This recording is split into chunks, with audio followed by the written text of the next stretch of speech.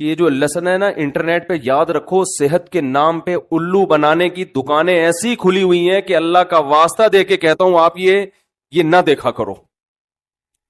میں تو کبھی کبھار دیکھتا ہوں نا, اللہ کی پناہ اتنے کانفیڈینس کے ساتھ بکواس کر رہے ہوتے ہیں, جھوٹ بول رہے ہوتے ہیں, لوگوں کی صحتوں سے کھیل رہے ہیں.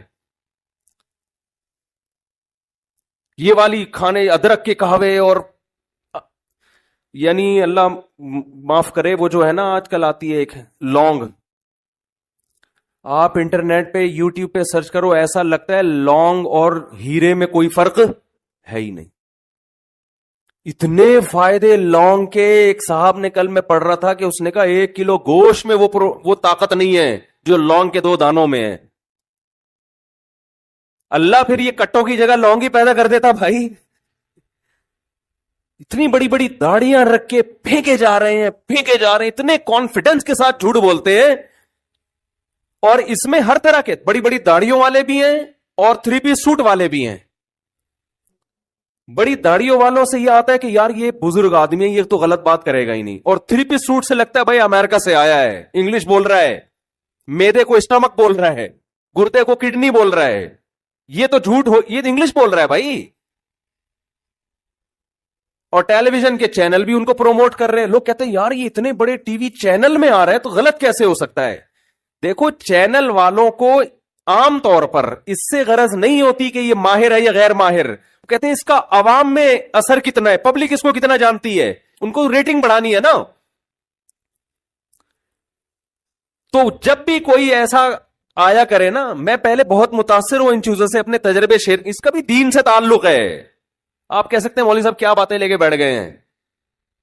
قرآن کہہ رہے ہیں نا لا تقفو ما لیس لک بہ علم, جس چیز کا علم نہیں ہے اس کے پیچھے مت چلو. تو یہ دین دنیا ہر چیز کے بارے میں قرآن کہہ رہا ہے. کسی بھی چیز کے بارے میں آپ کو نالج نہیں ہے تو جس کو نالج ہے اس سے پوچھو بھائی. تو میں ایسے نا ایک دفعہ میں نے پوری ڈائری تیار کی, کسی طرح ہے بڑے زبردست قسم کے نا 3 پیس سوٹ ٹائی میں اور انگلش میں, میں نے تو پورا نوٹ تیار کر لیے. میں نے کہا یار یہ تو بڑی خاندانی معلومات ہیں, لونگ اور ادرک اور لہسن اور پتہ نہیں 2-4 چیزیں اور ملا لا ایسی خاندانی کے بس. اب میں نے کہا گھر میں اب سب کچھ گھر سے کچن سے باہر نکال دو. صبح لونگ سے ناشتہ ہوگا, دوپہر کھانا بھی لونگ کے پراٹھے پراٹھے کیسے چھوڑیں بھائی.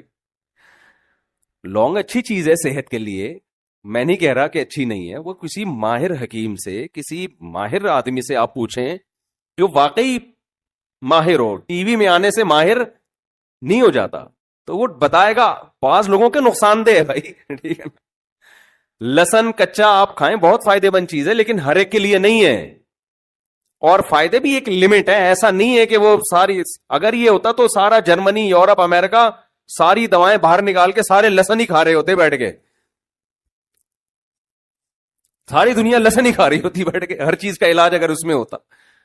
پھر اس میں تیزابیت بھی تو ہے نا, لہسن آپ کچا کھائیں گے وہ ایسڈ ہے, تیزاب ہے وہ. ہمارے ایک دوست نے صبح نہار منہ انٹرنیٹ پہ دیکھ کے سرکہ پینا شروع کر دیا صبح نہار. اب آپ بتاؤ یار, ایسڈ ہے وہ تو آنتوں کو جا کے کاٹے گا کہ نہیں کاٹے گا. اور بڑی فخر سے کہہ رہے میں پتلا ہونا شروع ہو گیا. میں نے کہا پتلے ہونے کے ساتھ ساتھ بہت ساری چیزیں آپ کی آہستہ آہستہ غائب ہو جائیں گی, ٹھیک ہے نا.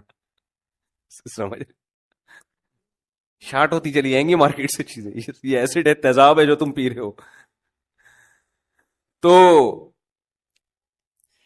لونگ کے فائدے ایسے لگے گا آپ کو بس. لہسن تو ہٹو بچو ہو گیا بھائی. لہسن تو فائدے مند چیزیں, لیکن ایک ہر چیز کی ایک لمٹ ہے. اچھا, تو لوگ 2 چیزیں دیکھ رہے ہوتے ہیں. یا تو دیکھ رہے ہوتے ہیں کہ جی حکیم صاحب کا چہرہ بڑا نورانی, وہ حکیم ہوتے بھی نہیں ہیں. اور حکیم اگر ہیں بھی تو آپ کو کیا پتا کہ صحیح ہے کہ غلط ہے. تو اس لیے جو میں اپنے تجربہ ایک جلدی سے بتا کے بس آگے چلتا ہوں, جو لمبی لمبی چھوڑ رہا ہے نا وہ کبھی بھی اچھا حکیم نہیں ہو سکتا, یہ ذہن میں رکھو. جو کہہ رہے ہیں نا بس میرے پاس ایسا علاج ہے, میں یوں کر دیتا ہوں, میں نے یہ ٹھیک, وہ تو پھینکو ہے ایک نمبر کا. کبھی بھی صحیح آدمی ہوگا وہ کبھی بھی وہ کہے گا نارمل جیسے سب علاج کرتے ہیں ہم بھی ویسے ہی کرتے ہیں, ہم کوئی مریخ سے نہیں اترے ہیں, ٹھیک ہے نا.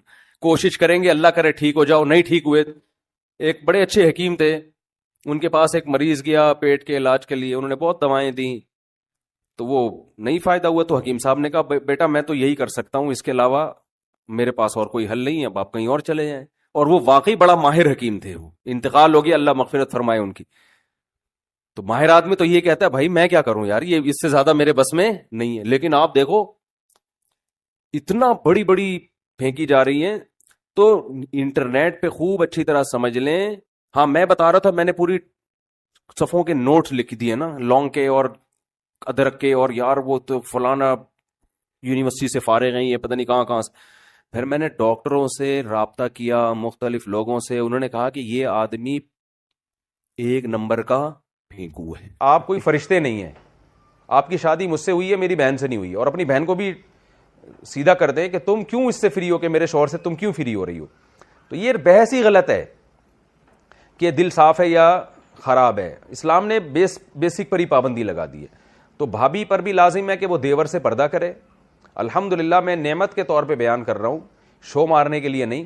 میں اس لیے بیان کر رہا ہوں کہ لوگ کہتے ہیں کہ یہ آج کل ممکن ہی نہیں ہے جوائنٹ فیملی میں پردہ. تو ہم 4 بھائی ہم گھر میں اکٹھے رہتے تھے, ہمارے والد صاحب کا گھر تھا, 200 گز کا گھر تھا, کوئی یہ بھی نہیں کہ 1000 گز کا کوئی بنگلہ ہو. 200 گز کے گھر میں ہم 4 بھائی اور چاروں کی زوجات بھی رہتی تھی. اللہ کا شکر ہے ہم نے کبھی ہماری بھابیاں ہمارے سامنے نہیں آ کے بیٹھی. ہم رہے ہیں, کئی سال اکٹھے رہے ہیں. بھابیاں ہم سے پردہ کرتی تھیں, میری زوجہ میرے بھائیوں سے پردہ کرتی ہیں, حالانکہ ہم سب بھائی بے تکلف ہیں. لیکن ایسا الحمدللہ نہیں ہوتا تھا, اب بھی نہیں ہوتا کہ بیٹھے ہوئے ہیں اور جناب فری ہو رہے ہیں, بھابھی سامنے آ کے بیٹھ گئی اور گپے مار رہے ہیں. ہمیں تو حیرانگی ہوتی ہے گھروں میں کیا ماحول چل رہا ہے, کیا بےہودگی والا ماحول ہے. تو بالکل غلط ہے. اس کو ٹھیک ہے, میں نہیں کہہ رہا کہ سارے غلط ہیں,